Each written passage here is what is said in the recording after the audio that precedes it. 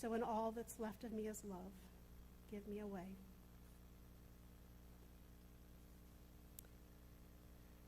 Over the past several months, Mariah has spent a great deal of time thinking about this day. One of the things that she had personally asked for was the opportunity for people who knew her throughout her life to share stories, hopefully funny ones, I think, about their friendship. And in honor of this wish, I'd like to begin with Mariah's close friend, Kelly, if she feels up to it. If not, I have the reading too. Where are you, Kelly? There you are.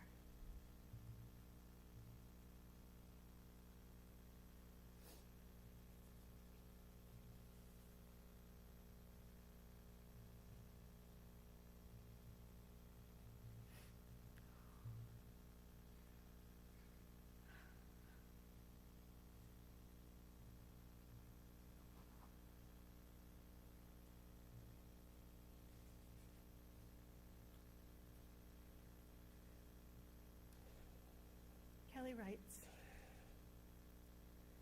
"There's nothing that I could possibly write or say that would encompass what 29 years of friendship with Mariah has meant to me. We met when we were 5, but became inseparable in the 7th grade. Finding your best friend at that age is like falling in love, and I never stopped loving her. So here are some snapshots. Creepily obsessing over our 7th grade earth science teacher together. Wasn't what you were expecting, was it?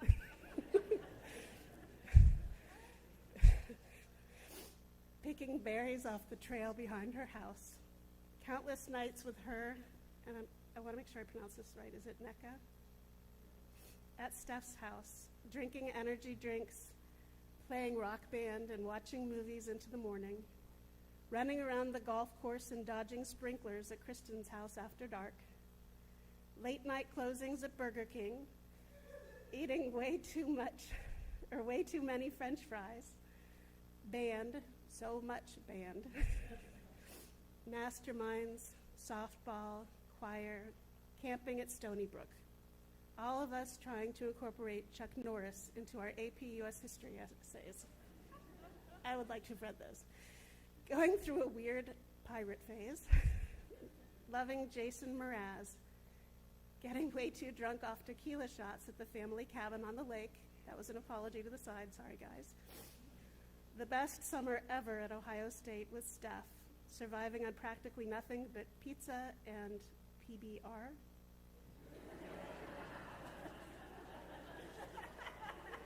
I should really know what this means, shouldn't I? Okay. The Dirty Pillows reunion in Nashville. So many lazy afternoons at her house with Carl, Marlene, and Julia, watching ER and doing not much of anything. All the boys were so deranged about her getting fired up and opinionated about basically everything. Her twirling her hair whenever she was concentrating on something, her practicing her embouchure, her hunched over a book. These are some of my fondest memories, but none really capture how Mariah defined who I am today. So I'll describe my happy place, the place that I retreat to when things are really hard, like right now. The place where everything was so pure, so silly, and so simple. It's me and Mariah laying around at the edge of the woods in my mom's backyard. We're 12 or 13 years old. It's sunny, it's summer. I've got my little stereo out under the trees with us, and we're listening to the track Concerning Hobbits from the Lord of the Rings soundtrack. We're digging up wild onions with our bare hands. Once in a while, we swing around arm in arm, singing the lyrics to Merry and Pippin's barroom song.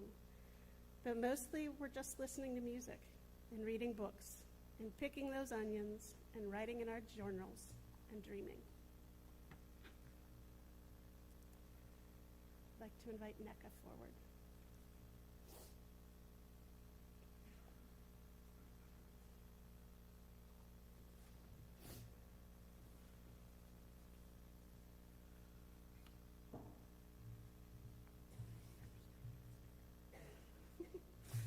I spent $200,000 on a theater degree, so I better be able to get through this, you know?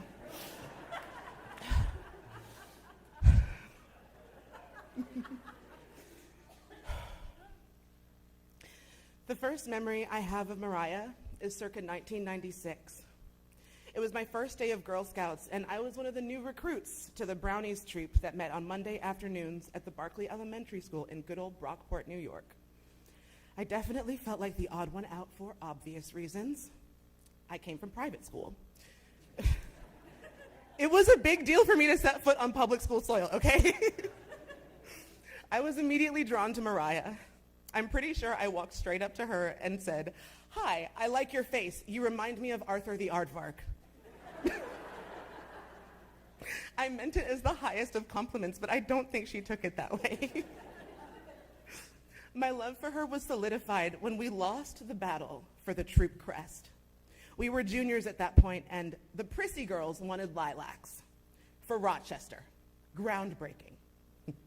Mariah and I were adamant that our crest should signify strength as well as beauty. We fought so hard for that waterfall patch, but we were so different from those girls. We were tomboys through and through. Icebox and Veda in a world full of Nanette Manoirs. That's for the millennials. Don't worry if you don't get it. My admiration for her grew as I watched her become this wildly intelligent, empathetic, and incredibly talented young woman. She was a constant source of inspiration for me. She was bold, confident, and tenacious in everything she did.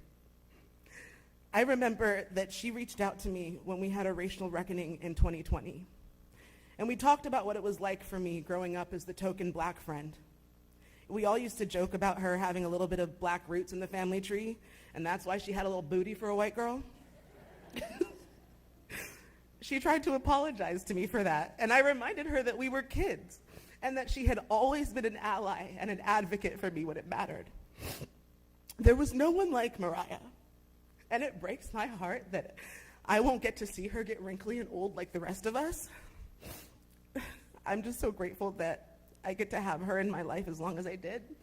Our crew, the Dirty Pillows, will go on, but we will never be the same. Thank you.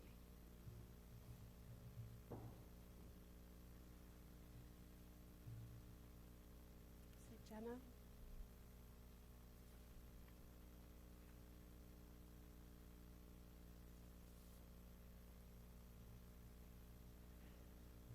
Hello, my name is Jenna.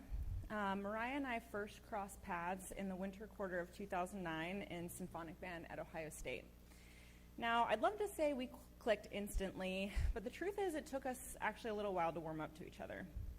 But it all started to change one day on a pre-rehearsal run, coffee run to Brennan's. And somewhere between soy chai lattes and our mutual obsession with Jason Mraz, clearly that started early, we found our common ground. And from there, our friendship bloomed, full of adventures, the pursuit of really good food, and more than a few outrageously silly moments. This past week, I came across one of my old journals where I'd written about our adventure to see Jason Mraz in concert in fall of 2010.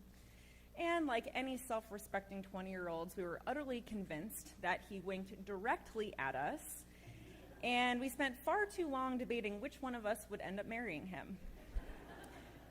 Neither one of us did. But what stood out in my journal wasn't the fangirling, but it was something that Mariah said that stuck with me. She reminded us that as great as Jason Mraz was, that he wasn't God. Instead, she helped us see him as a gift given by God, developed, nourished, sustained, and shared with others. That one little conversation is such a perfect snapshot of Mariah. As her dad, Carl, put it so well last week, Mariah made you think. She had a quiet way of inviting you into deeper reflection, gently encouraging and challenging you, all while making you laugh. Because while Mariah was absolutely one of the goofiest people I've ever known, this queen of silly faces and photos, and a master of quick, clever quips, she was also thoughtful and deep. She carried both sides of life so beautifully. I know I'm not the only one who's been blessed by her multifaceted joy for living, and for that, I'll always be grateful.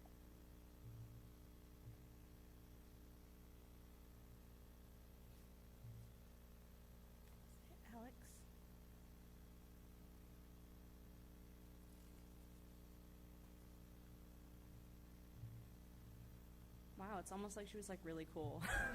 Jesus Christ. Like, saw all these people here. It's like, she cannot have this many friends. No, she's that cool. So, hi, I'm Alex Seifert. I met Mariah in 2012 when we were both trying out for the Ohio State University Marching Band. Much like some other people here have said, she is my best friend, and she is the best friend of... I was doing so well. We're all doing well. She was a really thoughtful person. She made you reflect and ask questions that you didn't want to answer. And she also gave really great gifts. She even planned a trip to Chicago where she and I made up a really elaborate lie to Marlon about why she needed to go with me. So that she could make a lip sync video in all of the different places that were meaningful to Marlon to the song Anna's Son. So that's like a really big commitment for a gift. She had a very good memory, like almost like annoyingly good, where she could remember every word to every song to every musical that ever existed.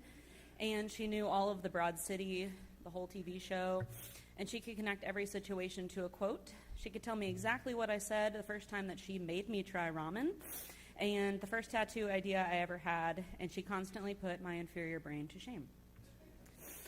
She was genuine. When we were preparing for marching band tryouts, we were sitting on the field at Upper Arlington that we broke into, where we would practice, and she said, in an approximate quote, again, she had the good memory, not me, "I probably won't make it because I'm not a young spry chicken, I'm an old dry ham." She was 22 at the time, just for context. She always said what she meant, even if it was crass or inappropriate, but she was always genuinely herself. Lastly, she knew what to say to her friends. Even recently, she would give like the right amount of hype, like, "You go, boo-boo," and "You're beautiful, boo-boo," and "I'm so lucky to have you, boo-boo." Like, apparently she said boo-boo a lot in reviewing the text. But one of my favorite things...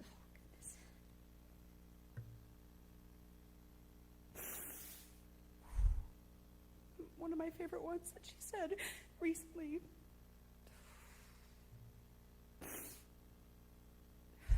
What you said really connects with my heart and makes my tummy knots a knot, and it gives me life juice. What does that even mean? And I really needed some life juice today. So Mariah gave us all life juice. She was good for our hearts. She made our tummy knots unknot. And I think that we should all be that for each other in her memory. She would want that.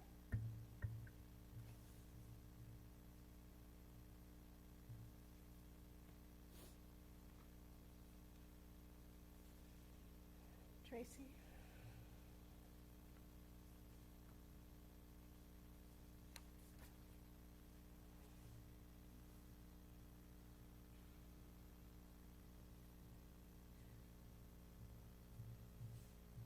Hi, everyone. I am Tracy, Mariah's cousin, for those of you who do not know me. Growing up, we were divided into older cousins and younger cousins, and Mariah was on the younger cousin side. So we weren't very close growing up. Of course, I loved her. Not until Mariah went away to college and we both started making a conscious effort to get to know each other as adults. I was able to get out to see her perform in the marching band for one of the Ohio State football games. I was so impressed by both Marlon and Mariah. But what I really loved to see was her love for music. I'm not a musically inclined person, but her love for music, her love for the Ohio State community, and then also it was my first time meeting Marlon, and her love for Marlon during that visit. Sorry, I lost my place. Anytime she made it home, we would do our best to meet up, get a drink, have dinner, whatever it was, and just spend hours catching up.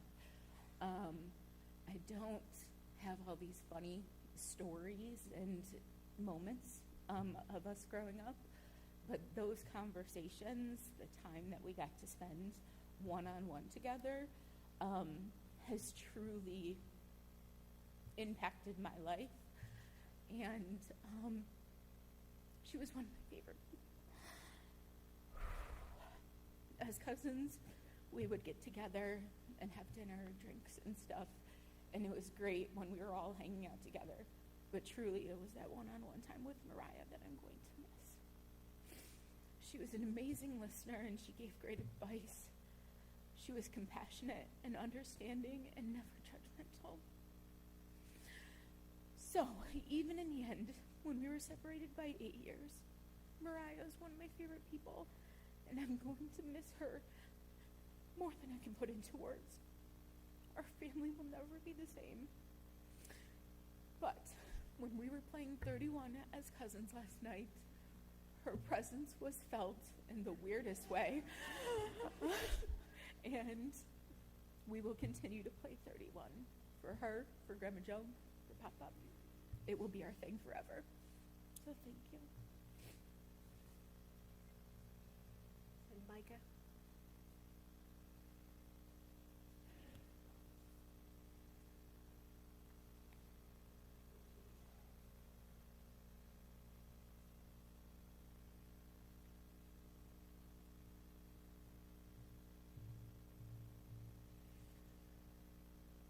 When I began to think about what to say about Mariah, I was struck less by an individual anecdote and more by how she approached every day.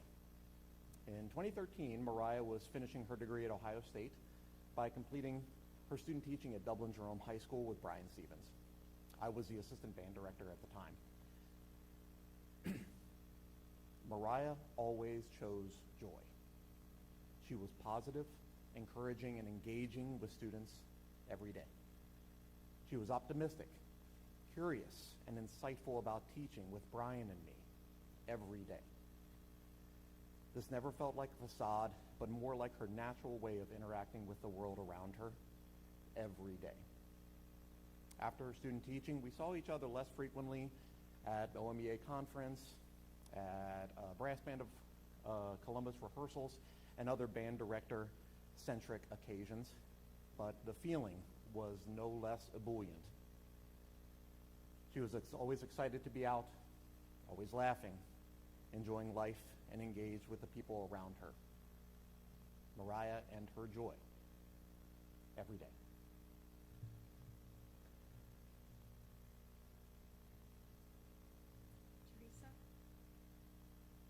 Teresa?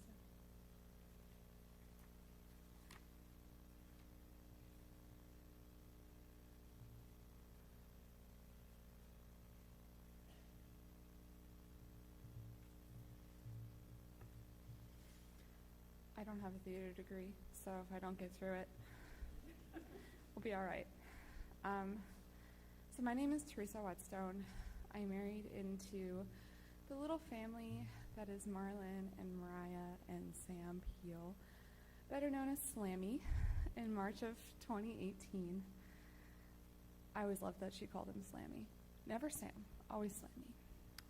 But the truth is, Mariah, she was in my corner long before Slam and I officially found our way back to each other.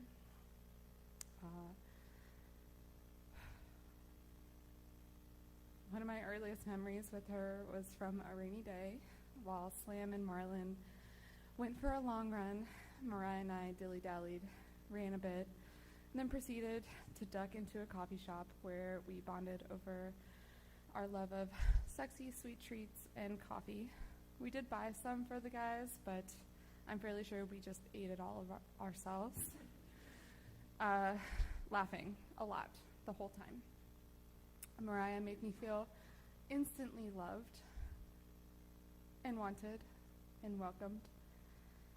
She had a way of seeing through the surface things, all the noise, all the pretense, and connecting with the real person underneath.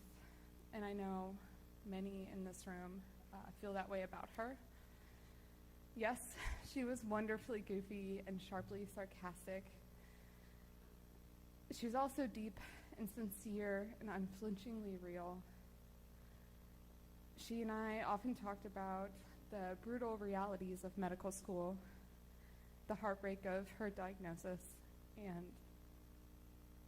the quiet but impossible weight of a world without her in it. But she's also the first person I wanted to Snapchat the other night when I trimmed Slam's mustache because it was looking really janky. She's the one who made me fall in love with Duncan, the only dog I've ever loved. And I still catch myself adding new recipes to our shared Instagram album titled Yum. I had 8 years with Mariah. I will always wish for more. I'm endlessly grateful for every single one of those days. I take comfort knowing that we, all of us, her people, will carry each other through the hard years ahead. I feel deeply blessed to have a partner who loved her as fiercely as I did. But damn, do I miss her. And I love you forever, Mariah. Thank you.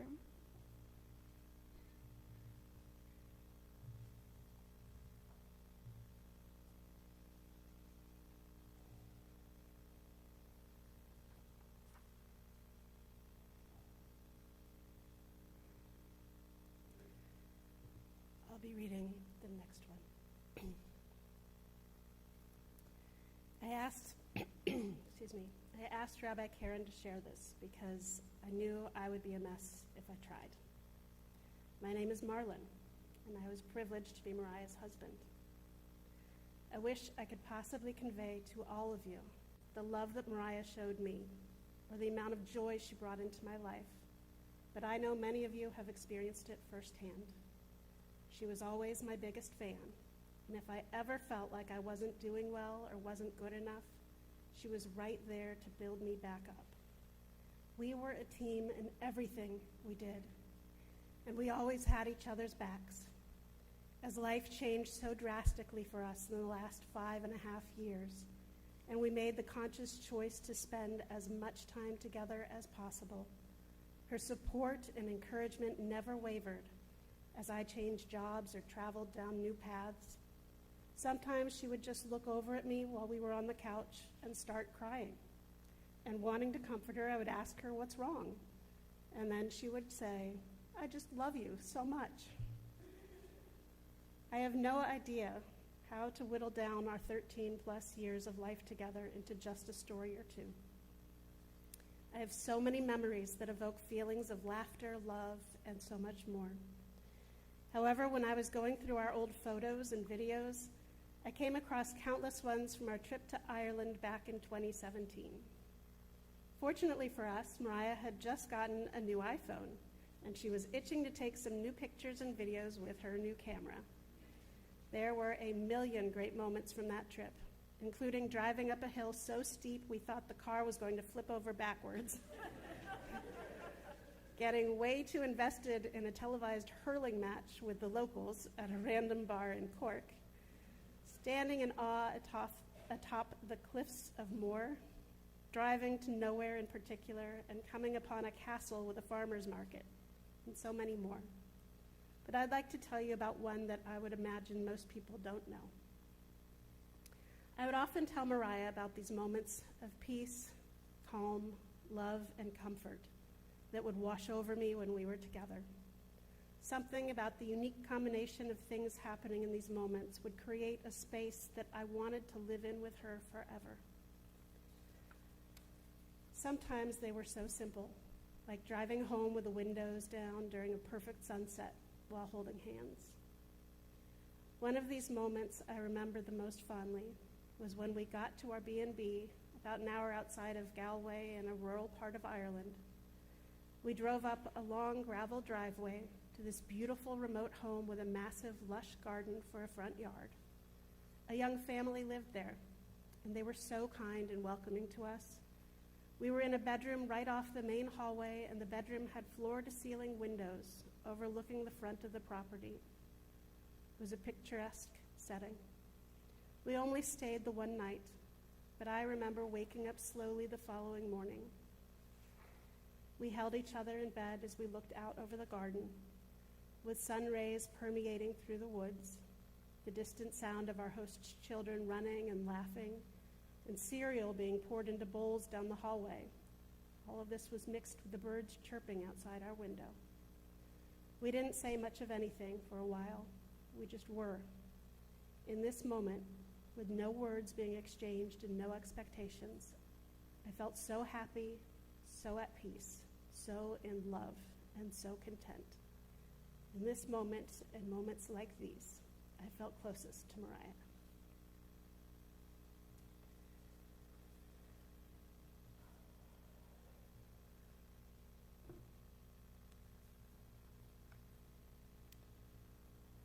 It's my job not to have the funny stories, or the most beautiful ones that I've ever heard. Thank you, Marlon.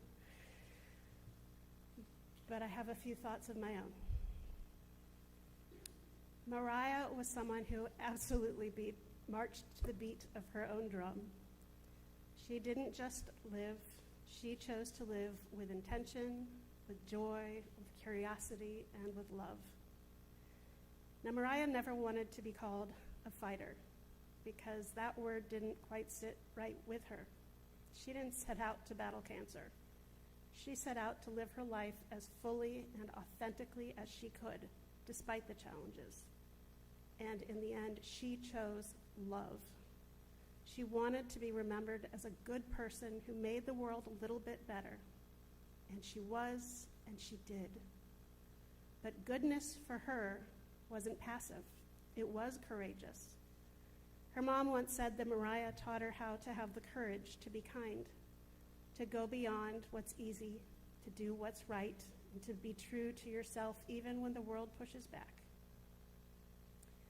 As a child, as we heard, Mariah was a tough tomboy who was never into girly things, but she had a big imagination.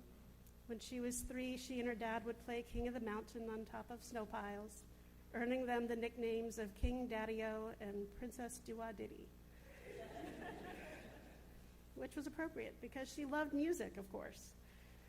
I loved hearing Marlon share about how they used to play hot cross buns on the penny whistle together, how she honked away on the tuba, and how they'd hack their way through smart music, joyful memories of shared notes and laughter. Her love of music started back in 5th grade, or at least that's where I start in the story, when she wrote a heartfelt thank you letter to her music teacher, with a terrible name, I'm sorry, Miss Boring, for introducing her to the French horn and for helping her feel closer to God through music. She played in the Rochester Youth Philharmonic Orchestra, and it opened the world to her. Through the orchestra, she traveled to Eastern Europe. One powerful memory stood out: visiting Auschwitz and being chosen to place flowers there. It touched her deeply. This is the one funny anecdote that isn't mine, but I'm going to share it anyway, which is that her secret is no longer a secret. She had the word Zachor, remember, tattooed in Hebrew. She probably should have waited until she could read Hebrew.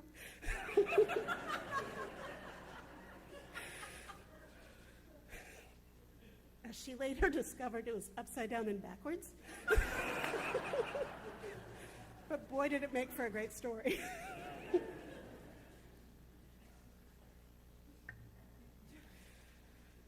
Mariah deeply valued her family. She was sure to come home often, would organize family gatherings, and pour her love into her nieces and nephew, Caroline, Emma, and Zane. She had a special relationship with each of them. She and Emma would go out for coffee and sit and read together. I believe it was Caroline who said simply, "Mariah just got me." And Zane said that she was his best friend. Her sisters-in-law, I had fun listening to them share fun memories of their first meeting with Mariah. Apparently she passed the family initiation after doing tequila shots. But I think I heard a story a little bit ago that also had to do with tequila, so I think she was prepared. Mariah was a joyful, goofy, free spirit and didn't take herself too seriously, unless it was a competition. Then all bets were off. from softball to Jeopardy, and even talking smack to her rabbi when the Bills were playing the Chiefs. Mariah loved to win. And I'm told that she was especially proud of her strong legs that helped her win. And she wasn't shy about showing them off for some well-earned glory. Mariah saved lives, literally. She saved her sister Julia's life 3 times. I'm a little worried for you now that she's gone. Sorry. Once, she used the Heimlich when Julia was choking on gumballs. Once from a bee swarm. And once when she nearly drowned under a waterfall at Stony Brook. But Mariah didn't hesitate. She just acted. She was always in awe of the natural world. She loved to sit under her tree, which she named Oldie. Her mom recalled how mowing the yard would take twice as long as it should. Mariah kept stopping to change her music, to watch a butterfly, to pause and wonder. It took forever. She loved camping, hiking, swimming, kayaking. Although, Julia, I think you don't like to paddle very much, right? Yeah, she still liked it. She even climbed a mountain with Josh, Sarah, and Marlon shortly after she had a cancer treatment. Nature wasn't just scenery to Mariah, it was sacred space. She adored her pets, Peach and Duncan. They were her babies. Duncan got special food, apparently cooked exactly 11 seconds in the middle of this entire recipe. But if it was more than 11, there was a problem. She had him wear bow ties, a cape, and a little King George crown. Apparently he didn't exactly love that. But she was okay with that. She'd just scoop him up like a baby and rub his belly, or maybe give him the eye. Her love extended to all creatures. She saw hawks and deer as signs of good juju. She rescued bugs instead of killing them. She hung out at animal shelters and volunteered for Caroline's zoo trip. She was such a wonderful human. She seemed to gather friends wherever she was. Mariah often engaged in meaningful conversations, and she showed vulnerability. There was something really powerful about how she could fearlessly articulate her needs and her concerns. She was a loving and loyal friend. She maintained closeness despite the miles and the time zones. She never judged and forgave easily, except, however, if you didn't deserve it. Justice and accountability mattered to her. She held her values closely. She was also a wonderful person to process things with. Her mom shared how important those qualities were when they both were diagnosed with cancer. They leaned on each other. They confided in each other and talked deeply about what they were experiencing physically and emotionally. They journeyed through it together. Mariah was deeply thoughtful. She had a remarkable ability to truly see people. She asked the kinds of questions that mattered, not just what happened, but rather, how did that make you feel? What did you love about it? Her friend Maseda said no one could ask a question like Mariah. She was, in the truest sense, a learner about the world, about others, about herself. And she listened, she listened deeply. She asked the kinds of questions that opened people up, that invited reflection and honesty. And of course, then there was Mariah's spiritual life, a profound and evolving journey. She was always asking questions about theology, exploring her connection to God, wrestling with meaning. In her own words, she once wrote, "I've always had a strong belief in God, but never found a religion that encapsulated everything I felt. But something happened when the Torah came out. I can't quite put it into words. I heard the voices of those who came before me. I felt their reverence, their hope. It sat in my gut like a warm, burning candle." Judaism gave Mariah a home for her awe, her questions, her reverence, and her wrestling. She found great meaning in ritual and community and in studying text. She didn't want to be told what to believe. I'm sure that shocks you all. But she wanted to explore it, to question it, and to live it. And each time she learned something new, she said she could feel her divine light emerging a little more from the darkness. Those of us who studied Torah with her or sat with her in services could see that for ourselves. There was something poetic about the last written correspondence I had with Mariah. It was after I shared that the power was still out at Temple. This is a thing. But she responded with a joyful gif of a sun rising and smiling over a field of flowers. It was like she knew that that would be how I would remember her, with light and a sense of beauty in the natural world, of darkness being temporary and giving way to the light. Mariah connected deeply to the idea of the soul growing through hardship. She found resonance in the name Chava, in Eve, the name she chose for herself. Maturing in the garden, experiencing the complexity of life and still finding meaning. Her questions about God, about life and death, about good and evil, they weren't abstract, they were lived, and she kept showing up to ask them. Her life was full of moments when her head, her heart, and her soul aligned. A 6-minute standing ovation in Europe, watching flowers bloom through the cracks in the streets in Auschwitz, and finally realizing that she was all in with Marlon. Took her too long, if you ask me. I think Marlon would agree. We grieve today because her absence is vast and heavy. The sadness is overwhelming. But we also give thanks for the memories, the music, the great questions, the babka, the beanie, the shofar blowing, the laughter, the sparkle in her eyes, her freckles in the sunlight, the playbills from her favorite musicals, her unending compassion, and the way that only she could make each of us feel truly seen. Mariah fulfilled her wish to be a good person and to leave the world better than she found it. And now it is time that we let Mariah go into the safety of God's eternal embrace. We say, Zichrona livracha, may her memory be a source of blessing among us. As for now, a miracle is over. A unique and precious human being is no more to our sight. But a new miracle begins, one which our tradition calls shalom, peace. May Mariah's eternal soul ascend to heaven and rest in peace forevermore. Amen. I invite us to all take just a moment for silent reflection as we consider our own relationships with Mariah.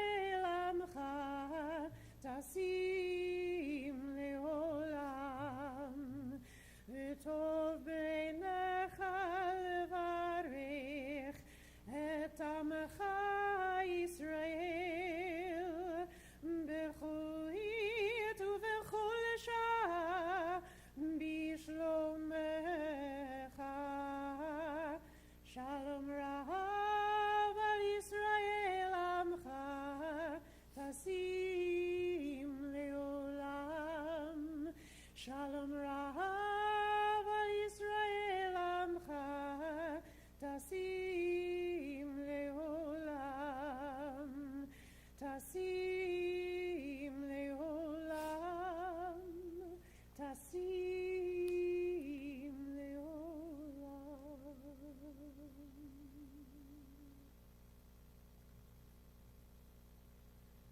To your care, O God, we entrust the spirit of Mariah Strickland, for you keep faith with your children in death as in life. Sustain us that we may meet with serenity the mysteries that lie ahead, knowing that when we walk through the valley of the shadow of death, you, God, are with us, a loving friend in whom we put our trust. You are the light of our life, our hope in eternity.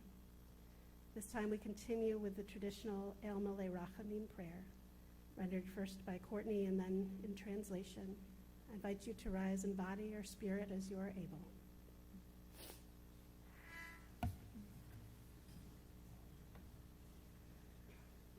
El Malei Rachamim Shochen Bamromim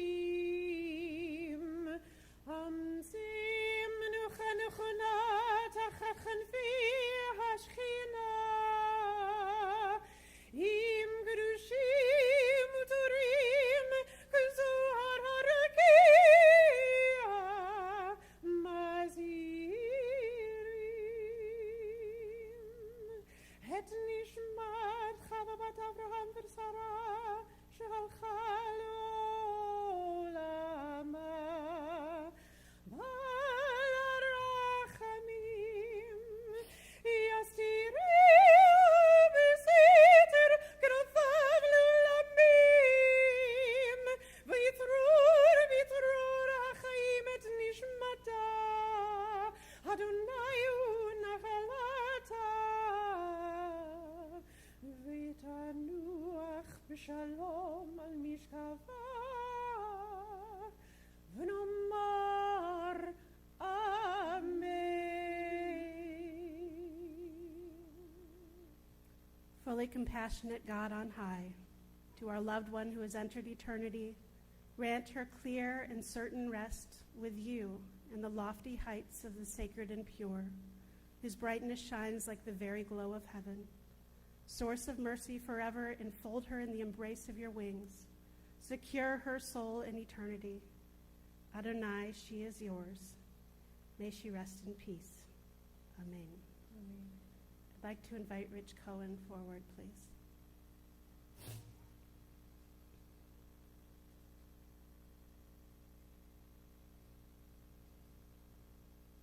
You may be seated.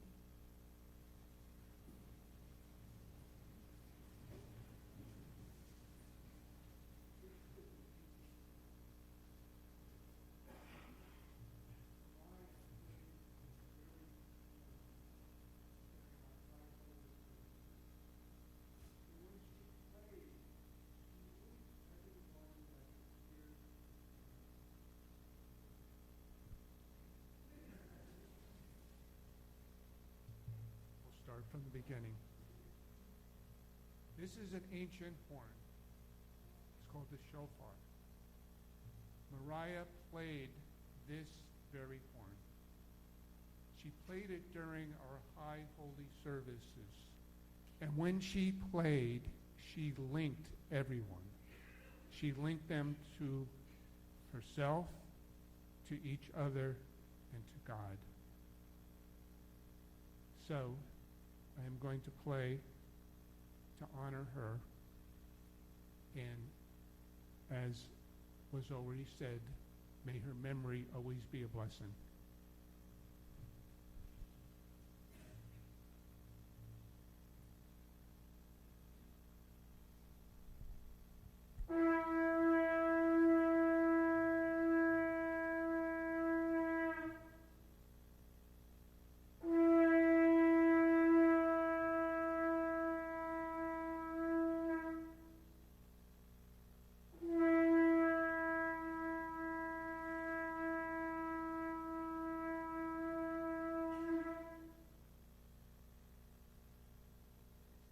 Holy One of blessing, from whom all things come and to whom all things return, Give us light and peace. On this day of grief and mourning, may our service of memory for Mariah bring comfort and strength. On behalf of Mariah's family, I thank all of you for being here today to honor her memory. More importantly, we thank you for the kindness and love you have shown Mariah throughout her life. This will conclude the public part of Mariah's memorial, as she has requested a private family burial. In just a moment, the pallbearers will come forward, and the family will be following the casket. Just so you know, Mariah wanted to share some of her favorite music with you, and hopefully if you saw, there should be some cards by which you can access that Spotify playlist.